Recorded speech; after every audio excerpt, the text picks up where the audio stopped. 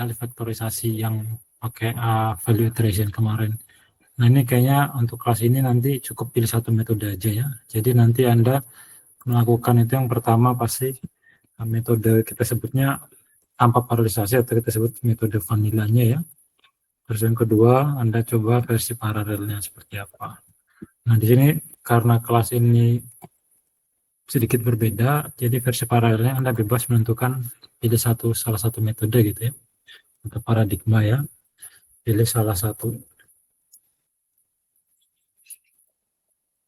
paradigma kita sebutnya kan ya. Nah di sini sebenarnya kelihatannya serem, tapi kalau Anda Google ini ya dengan ChatGPT atau apalah itu udah banyak sekali gitu ya, nggak sulit. Ini melanjutkan PR yang kemarin. Ini nanti sosnya ada PR-nya ya, saya lupa ada kasih atau enggak, nanti saya cek dulu deh. Terus nanti salah satu yang mau dilihat itu adalah template-nya, ini udah dapat ya. Nah, cuma nanti bedanya di sini berarti Anda nggak perlu metode 2 ya, perlunya metode 1 aja, paralelisasi, sama di sini untuk case vanilanya kita sebut. Jadi seperti biasa nanti ya, nanti pakai Google Slide aja nggak apa-apa, kalau mau pakai PowerPoint atau Canva juga nggak apa-apa, tapi template-nya seperti ini ya. Nah, nanti di sini pertama itu motivasi, ini lebih kayak menjelaskan algoritma vanilla yang Anda pakai gitu. Misalnya tadi untuk tugas untuk yang ini, misalnya kita ambil contoh untuk prime number generator gitu, yang paling basic algoritmanya apa yang nggak ada paralelisasi kan tinggal dibagikan ya. Misalnya saya generate contohnya ya, ini contoh aja, saya punya angka 10 gitu ya. Untuk tahu 10 prime number atau enggak, saya bagi dia dengan 1, 2, 3, 4, 5, 6, 7, 8 sampai 10 gitu kan ya. Nah kalau dia habis dibagi bilangan selain dirinya dan ada ya, ada yang bisa membagi dia selain dirinya dan angka 1, berarti dia bukan prime number misalnya seperti itu kan ya. Tapi kan kalau nggak pakai paralelisasi kelihatan tuh for loop-nya ya, karena kan kita bagikan ya, kita ada for loop-nya. Jadi nanti di sini tergantung ya, di beberapa case nanti source code-nya dikumpulkan aja, tapi di beberapa case nanti versi non paralelnya itu bisa sampai setengah jam, mungkin malah lebih ya, jadi nggak usah demo, cukup dipresentasikan aja. Nah jadi yang di sini nanti cukup Anda kasih screenshot source code Anda, nanti kita kumpulkan source code-nya, emphasize saja nanti nih for loop-nya, yang jadi culprit-nya, yang jadi permasalahan kita itu di mana.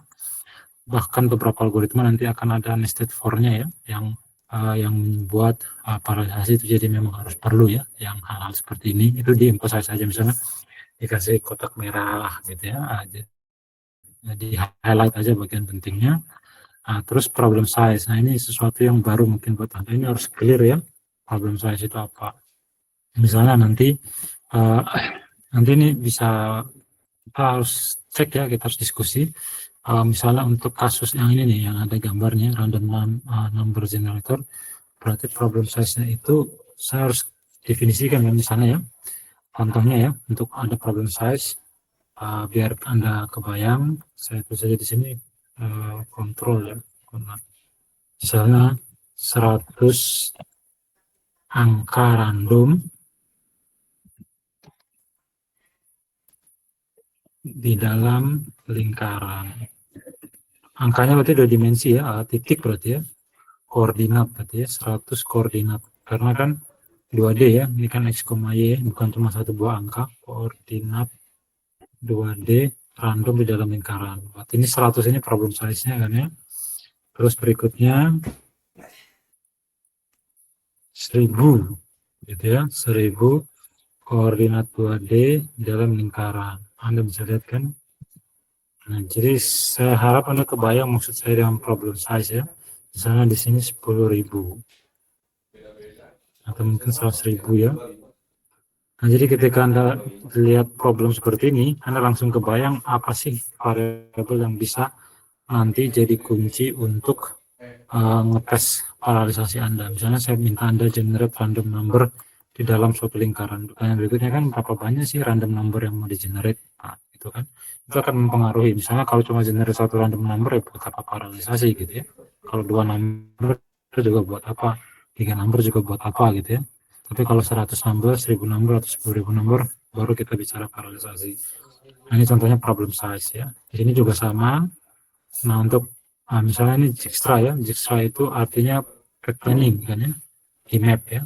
Berarti di sini nanti paralelisasinya luasan mapnya gitu kan ya. Mapnya misalnya 10 kali 10. Nah, gridnya ya kan kemarin kayak value iteration ya. Dijkstra itu versi value iteration yang lebih sederhana ya. Sana mapnya 100 kali 100 gitu ya. Nah, ini udah contoh problem size. Nanti kalau Anda coba dicek nanti Dijkstra gitu ya. Dijkstra kebanyakan Dijkstra udah pakai graf, teorema graf ya. Seharusnya masih ada yang belum pakai teorema graf seperti ini ya, di dalam grid namanya. Jadi kalau yang modern udah pakai teorema graf yang vertex dan vertex. Terus kita nggak usah sampai ke situ ya. Nanti Anda akan ketemu contoh-contohnya banyak sekali tutorial internet ya. Ini untuk contoh di dalam grid sama yang kayak kita bahas kemarin ya, yang di value iteration di dalam suatu grid seperti ini. Nah, ini misalnya ini jadi Anda anggap aja ini grid ini, berarti nanti Anda harus generate rectangle gitu ya. Terserah mau rectangle mau persegi. Anda generate matrix di mana angka di dalam matriks ini menggambarkan kayak ketinggian gunung lah misalnya gitu ya. Misalnya ini gunungnya ketinggiannya 11, ini gunungnya ketinggiannya 0. Pasti kalau kita mau ke suatu target, kita akan melewati gunung paling rendah. Ini tidak kan sebabnya ya. Jadinya kayak over, biar kebayang aja ya.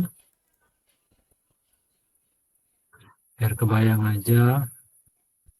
Nah, seperti ini jadinya sebenarnya yang terjadi itu seperti ini ya. Ini kayak matriksnya, ini gunung-gunungnya. Jadi kalau gunungnya tinggi, angkanya tinggi. Kalau lembah dia angkanya rendah. Nanti Anda mencari dari satu ke satu. Nanti dia akan menghindari gunung misalnya seperti itu. Dia akan capek ya kalau melewat naik turun gunung dia akan capek. Nah, ini jadi sebenarnya kalau Anda lihat seperti ini. Ini gunungnya tinggi, ini agak, jadi kalau dari sini ke sini dia akan cari yang kebayang ya seharusnya.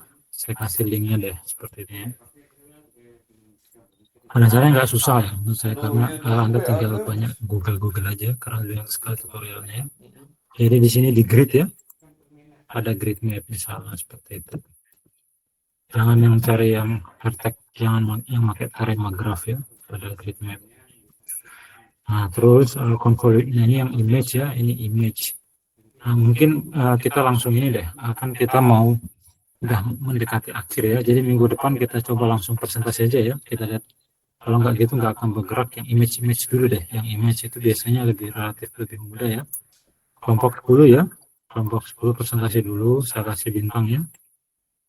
Nanti terus konvolusi gampang, ini yang pooling deh, saya tahu saya pasti udah belajar ya, di ini pooling ini gampang sekali ya. Pooling Anda akan ketemu tutorialnya banyak banget. Pooling itu kalau Anda lihat contohnya ini ya, saya kasih linknya deh, konvolusi yang dari Stanford itu ya.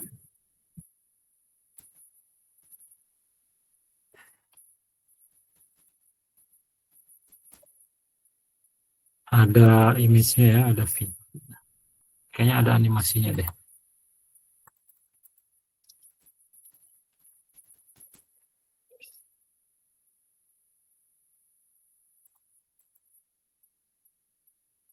Sebentar ya, ini saya lupa. Kayaknya yang CNN.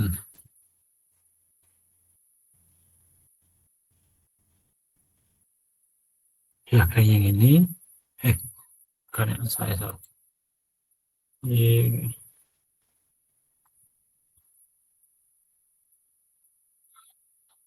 Nanti saya cek, tapi kayaknya sudah banyak sekali ya tutorial yang pooling ya. Masalah, yang cheat sheet ya, betul, yang cheat sheet. Saya kasih linknya nanti ya. Yang cheat sheetnya mana nih? Ini ya yang cheat sheetnya ya. Jadi kalau yang pooling itu pada dasarnya yang max pooling ya, misalnya dia ambil 4 titik, Anda lewat image, ambil rectangle misalnya 2 kali 2, cari yang terbesar itu yang max. Kalau average dicari rata-ratanya seperti gitu ya. Nah jadi nanti ini hasilnya image-nya lebih kecil. Sebenarnya nanti ada buat PR juga ya yang memakai max pooling dan min pooling. Jadi nanti Anda sebenarnya nggak terlalu sulit ya, nanti dicoba dulu deh yang ini kan sebenarnya citra juga ya, citra seharusnya bisa. Ini nanti citra juga konvolusi sebenarnya hampir sama dengan dua ini. Saya kasih ini ya tambahannya ya, tutorialnya di sini ya, tutorialnya di sini. Oke, jadi yang tiga ini dulu ya, saat kelompok 6, kelompok 7 sama kelompok 10. Template-nya nanti yang ini. Jadi nanti Anda jadi sedikit koreksi, kita balik lagi ke sini tadi ya. Nah, ini udah clear sekarang kan problem size-nya. Jadi nanti di sini yang vanillanya. Untuk vanilla misalnya kan nanti minggu depan image gitu ya. Berarti image-nya itu Anda harus cari, Anda tes gitu ya. Tes di beberapa image dengan resolusi berbeda. Misalnya 3 megapiksel, 9 megapiksel dan seterusnya. Beberapa titik deh. Pakai HP Anda aja sembarang ambil image lalu apply algoritma Anda gitu ya, pakai ambil fotonya, load, masukin ke HP, terus di load pakai paling gampang pakai Matplotlib ya, bisa ngeload image, tapi Anda harus cari tahu nanti akan ada nanti saya kasih contoh yang CNN yang ngeload image ada di situ ya. Nantinya Anda lakukan parallelisasi, jangan lupa ukur waktunya ya, ini kan tutorialnya banyak ya. Jadi measure elapsed time Python gitu ya. Jadi kalau Anda punya algoritma, misalnya pengen ukur berapa lama algoritmanya, tinggal dikasih kayak stopwatch-nya gitu ya. Misalnya nih import time it, jalanin timernya, di sini algoritma Anda, kalau udah selesai ukur waktunya, terus nanti ukur deltanya. Jadi Anda tahu berapa detik gitu ya, berapa lama algoritma tersebut perlu waktu untuk berjalan. Nah, nanti kayaknya akan lebih clear kalau yang KNN yang tugas pertama itu, yang tugas kedua KNN seharusnya ada timernya ya. Nanti deh. Tapi ini seharusnya yakin Anda bisa ya untuk bikin timer seperti ini. Terus nanti jadi kita balik ke sini lagi ya. Jadi nanti di sini maksudnya Anda bisa pengen lihat gitu ya. Misalnya di sini nanti 2 detik, di sini bisa sampai lebih lama begitu. Ya nanti untuk yang ini yang vanilanya, untuk yang validasi metode 2 juga sama, Anda jelaskan metode validasi apa yang pakai, kasih screenshot source code-nya, terus highlight juga bagian yang penting. Yang ini berarti Anda nggak perlu. Nah, ini yang paling penting ya. Ini ultimate goal-nya. Anda ya, di sini kan saya coba semuanya ya. Nanti proses, number, cycle, nanti Anda pilih salah satu aja. Nah, yang garis putus-putus ini yang kita sebut vanilla, yang no parallelization. Jadi pada dasarnya nanti kita pengen punya perbandingan seperti ini gitu maksudnya. Jadi yang ini kan waktunya ya, berapa lama eksekusi, itu pakai Excel aja biasa. Terus yang di sebelah sini kalau kita lihat sini tadi yang problem size-nya ini bisa apa aja. Tadi bisa resolusi image, bisa jumlah luas matriksnya berapa kali berapa gitu kan ya. Jadi ini yang nanti contoh problem yang Anda pakai, yang Anda ubah-ubah gitu ya, supaya kelihatan nanti akan kelihatannya itu kalau di problem size yang besar, parallelisasinya terasa bermanfaat. Kalau sekarang ini kan saya pakai algoritma yang memang relatif rumit ya, yang value tracking itu for loop-nya ada banyak, jadi di problem size kecil sekalipun dia udah signifikan. Tapi nanti di banyak algoritma di problem size kecil itu justru yang paralelisasi itu lebih lama ya daripada yang tidak diparalelisasi. Nanti itu pengen dilihat seperti itu. Nah, jadi nanti kalau Anda lihat di sini, ini sembunyinya ini kan adalah waktu. Kalau ini kan saya buatnya dia logaritmik ya, karena waktu eksekusinya itu sangat beda jauh sekali ya. Ini kan bacanya 0,1 sebenarnya. Ini 1, ini 10 ya. Ini 100, ini 1000, ini 10.000. Jadi naiknya enggak 0, 1, 2, 3, 4, 0,1, 1, 10, 100 ribu, 10 ribu. Coba lihat sini kan ini 100 detik ya. Di sini 10 detik. Jadi 10 kali lipat ya. Nanti di sini sekitar 1 detik dan ini di bawah 1 detik. Jadi perbedaannya bisa sampai ribuan ya, ribuan kali lipat. Nah, kalau kita pakai ini linear, yang terjadi itu yang bagian ini nempel semua ya, hampir mempet ini ya. Bayangkan ya, makanya saya kasihnya logaritmik. Kalau di Excel kan tinggal dinyalain aja aksisnya logaritmik dicentang, nanti dia jadi tersebar gitu. Tapi ini nggak harusnya, nanti tergantung problem Anda seperti apa. Nanti di beberapa problem mungkin ini saya bisa coret-coret deh. Ya, nanti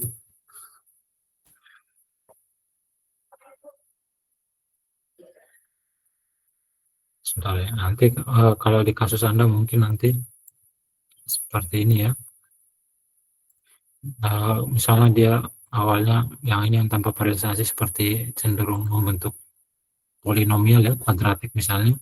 Nanti dengan paralelisasi ada kemungkinan dia tetap naik sedikit, tapi di bagian sini yang paralelisasi sekalipun masih lebih lama daripada tanpa paralelisasi itu mungkin terjadi. Nah, ini untuk problem size yang kecil tadi itu ya. Nah, sampai di sini baru kelihatan signifikannya. Gitu ya. Sampai di sini ada pertanyaan dulu. Yang ini hadir nggak di sini yang kelompok berapa nih? 10, kelompok 7 dan kelompok 6 hadir? Ada, Pak. Ada ya, bisa ya minggu depan ya.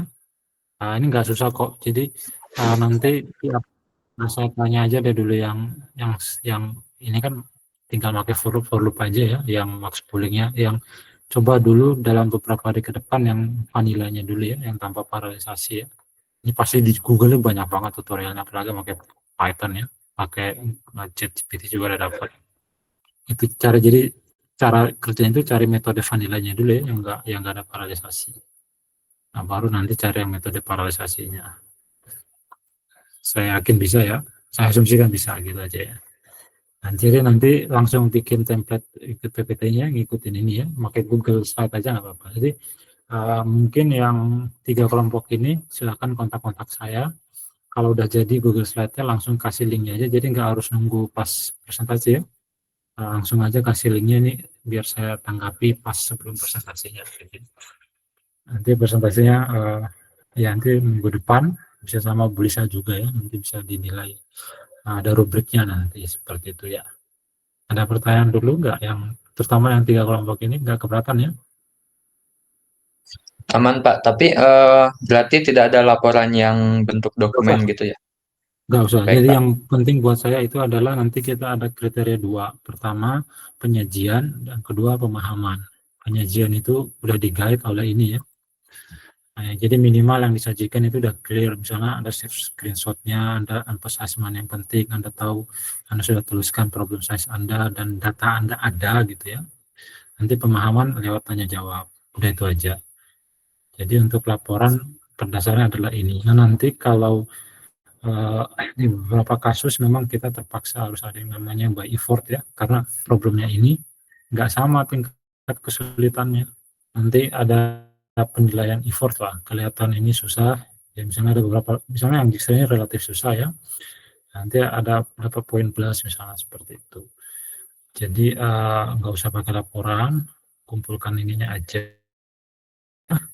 Kalau memungkinkan silakan demo, tapi pada umumnya versi serialnya ini, versi tanpa paralelisasi itu bisa lama sekali. Misalkan saya udah coba yang 512 kali 512 di bawah 1 megapiksel itu bisa 30 detik ya untuk beberapa operasi. Kalau Python, soalnya Python bukan untuk Python itu relatif lambat pada dasarnya gitu ya. Nanti kalau Anda punya 64 megapiksel misalnya itu bisa mungkin 15 menit, jadi habis, nggak mungkin di demo gitu ya. Jadi yang paling penting datanya ada, terus nanti ada plot ini ada. Jadi plot ini nggak serumit ini ya. Jadi Anda cuma punya 1, 2 mungkin ya. Nah, nanti ini Anda lihat ini saya timpa-timpa ini ya, karena saya ulang-ulang ya. Nah, itu juga nanti bisa jadi effort ya, kalau Anda mau ngulang-ulang. Misalnya untuk misalkan kadang-kadang kita eksekusi pertama 5 detik, terus berikutnya 5,1 detik, berikutnya 4,9 detik, kan nggak selalu sama ya, kan komputer kita ada background proses juga ya, jadi waktunya belum tentu sama. Jadi saya ulang-ulang beberapa kali biar kelihatan nanti perbedaannya ngaco atau enggak gitu aja. Tapi itu juga opsional. Jadi banyak hal opsional nanti kita bisa masukkan ke by effortnya ya. Nah, jadi ini standar minimumnya aja. Tapi kalau Anda bisa, jadi kalau dari saya nanti kalau Anda bisa dapat plot ini aja, ini kuncinya untuk dapat A di tugas besarnya ya, yang Anda bisa menunjukkan pada dasarnya goal utamanya Anda menunjukkan perbedaan antara untuk algoritma Anda ketika dilakukan paralelisasi, yang ini mungkin ya, dan tanpa paralelisasi untuk beberapa problem size berbeda. Itu saja di presentasinya, nggak usah pakai laporan. Aman ya? Aman kan? Baik, Pak. Ya, ada yang lain ada yang mau bertanya, yang ini beda tipis ya. Kalau Anda konsultasi berdua nih kelompok, yang bedanya ini cuma pakai np max, yang ini cuma pakai np min, literally cuma beda satu perintah ya. Jadi ini bisa saling ngobrol lah gitu ya. Nanti ya, tapi image-nya beda lah mesti ya. Kan nanti Anda cari atau ambil foto sendiri lah, dia bedain image-nya gitu ya. Terus untuk yang ini juga perbaikannya, nanti saya pengen tahu juga perbaikannya seperti apa ya. Tapi para levelnya udah kelihatan ya. Nanti kalau bisa coba dikliarkan dulu ke saya mau metode, ya nanti di vanilanya dijelaskan sih, tapi perbaikan seperti apa sih yang Anda mau lakukan ya. Ini ada nggak Melvina dan kawan-kawan? Ada, Pak. Mau perbaikan metode apa dipakai di sini?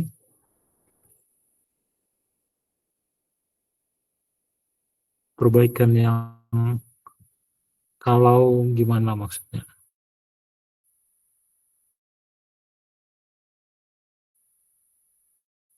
Belum kebayang ya? Sebenarnya udah ada Ada. proyekan yang serupa juga, cuman masih pilih mau pakai yang mana Oh, gitu, Pak. tapi udah kebayang ya, maksudnya nanti kira-kira paralelisasinya seperti apa dan versi.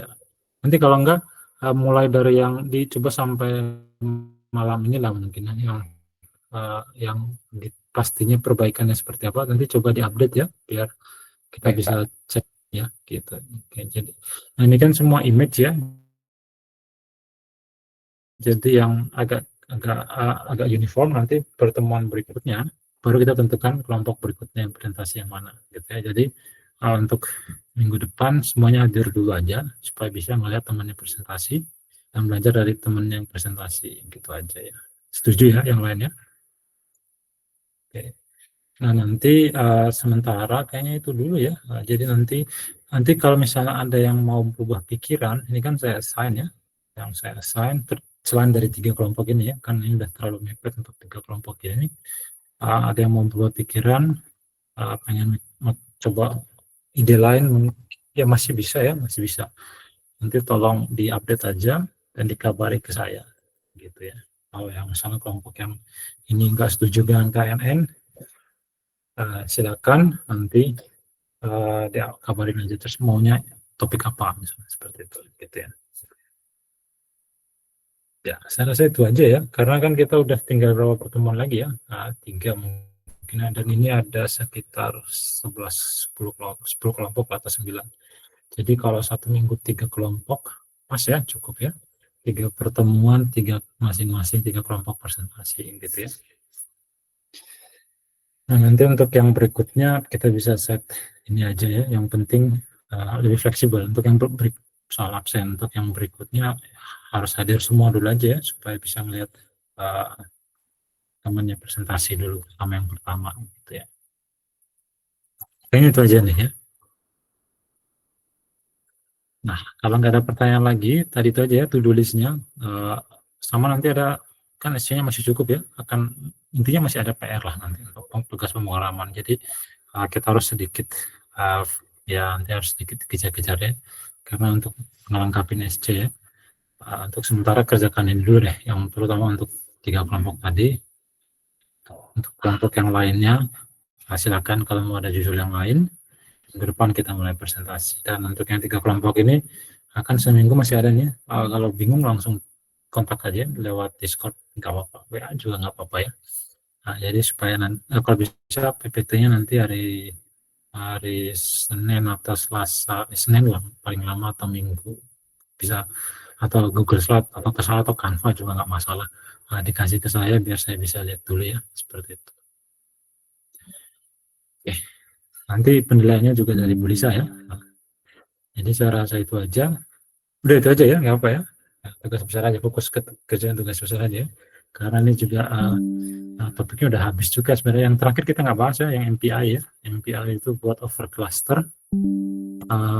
Ada contohnya di GitHub saya. Kalau Anda mau belajar yang pakai OpenMPI, biasanya juga udah, kalau kita pakai MPI biasanya udah di toolbox yang mau kita pakai ya, kita udah tersembunyi ya, kita nggak terlalu tahu lagi. Tapi ke perbedaan MPI sama multiproses biasa, dia pakai messaging aja, kan dia over cluster ya.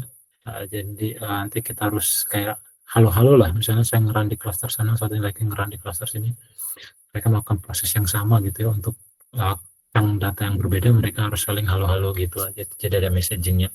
Beda dengan multiproses biasa gitu. Multiproses biasa nggak over cluster gitu ya. Dengan OpenMPI kita bisa over cluster over different computer in the same network gitu ya, di dalam satu jaringan. Nah itu kita nggak usah bahas lah nanti. Nah biasanya pun kalau Anda buat machine learning yang untuk yang ada untuk cluster, biasanya udah ada OpenMPI-nya, kita tinggal belajar cara makainya, kita nggak ngulik bagian OpenMPI-nya lagi. Kalau di kelas ini sebenarnya kita pengen ngulik OpenMPI-nya langsung, tapi ya masalahnya terlalu sulit nanti yang buat Anda gitu. Nah, jadi untuk sementara ya, kita cukup sampai multiproses biasa aja dulu. Jadi kita anggap materi udah selesai aja, ya. Nah itu aja. Selebihnya kita fokus tugas besarnya aja, sama tugas-tugas kecil buat melengkapi SC. Itu aja ya. Ya, saya rasa itu aja. Terima kasih. Nggak ada pertanyaan lagi nih kan ya? Nggak ada? Oke, baik. Jadi kalau gitu saya izin tutup ya. Ya, baik. Selamat siang ya. Terima kasih, Terima Pak. kasih. Baik. Terima kasih, Pak. Terima kasih ya. Makasih, Pak. Yap.